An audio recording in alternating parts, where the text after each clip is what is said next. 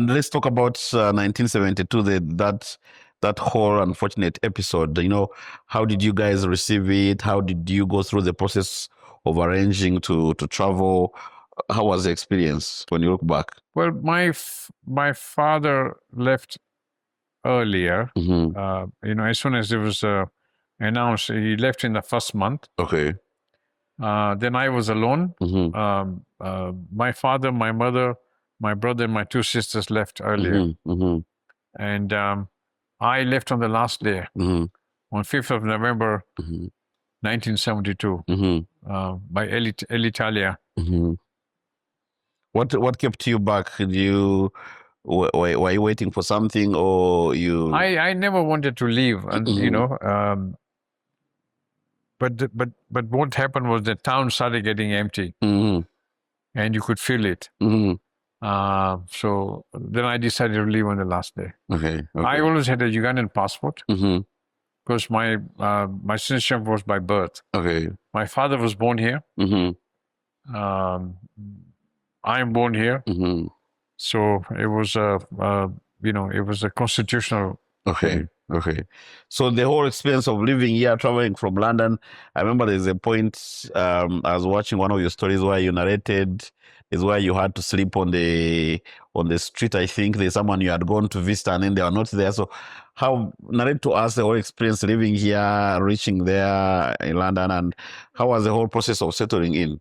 Well, when I left Uganda, I never worked in my life. Yeah. Or had to look for to make a living on my own. My father always paid for. So when I went to England, we landed in we reached England at 3 o'clock in the morning in November.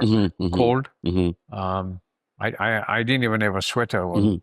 So we dropped off in a refugee camp, an RAF camp, in Greenham Common.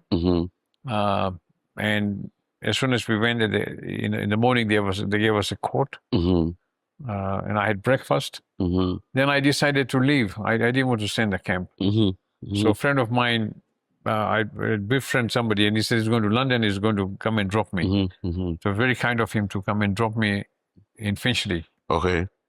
So I went to my auntie's place. From there, I stayed a month. Then I traced my parents who were in the north.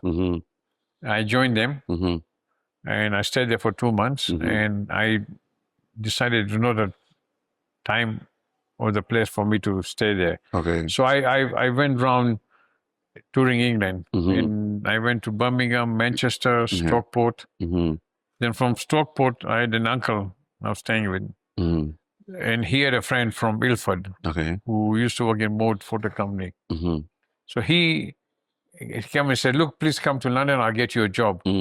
So me and my uncle left Stockport to go to Ilford. When we reached Ilford, his house, he was not there. So I had about £5.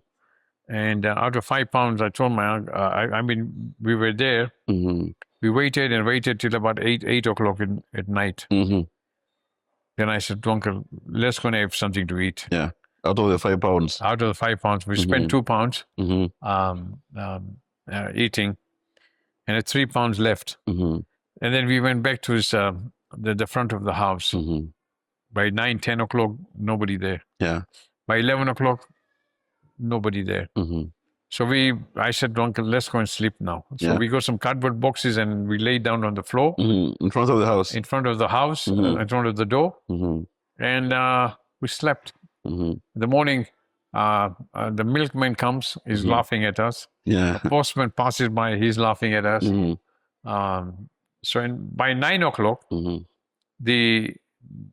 the person who we went to see arrived there with his family. Yeah. His son was sick the previous night, so they went to his doctor's friend, and the doctors treated the child, and then they slept at his house. In those days, there was no mobile phones or anything like that, so it was very difficult to communicate. Well, I wanted to ask, by the time you are living here, heading to London, was there enough like form of communication? Like, were there maybe like could call London and then tell people that I'm coming? Not at all. There were telephone lines were hardly working, and I didn't know anyone in England. So when we reached, from the time the milkman found you outside, then yeah, you know when you've seen old detective movies of standing outside the street watching, and putting on a hat and a coat, and it's misty and chilly and cold street. That's what I'd imagined England to be. And when I went in November, it turned out to be exactly like that.